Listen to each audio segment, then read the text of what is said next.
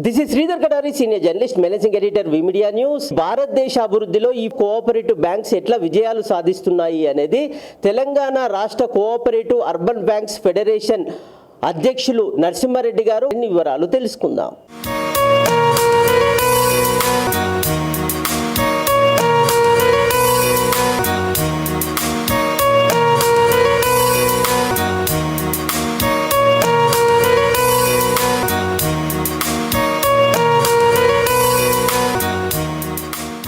రాజధాని బ్యాంక్ పెట్టినప్పుడు చాలా ఒక్క బ్రాంచ్తోనే ఉండే.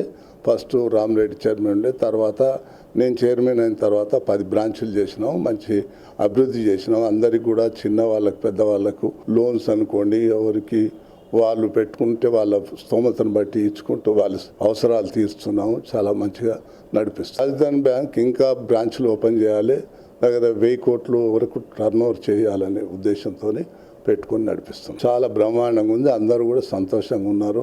మంచిగా వాళ్ళకి అవసరం వచ్చినా కూడా తీరుస్తున్నాం కాబట్టి వాళ్ళు చాలా ఆనందంగానే ఉన్నారు. కూడా అన్నీ బాగానే ఉన్నాయి. వ్యాపారం బ్రహ్మాండంగా సక్సెస్ అయినా, అన్నిటికన్నా మెయిన్గా బ్యాంకు సక్సెస్ చేసుకున్నాను.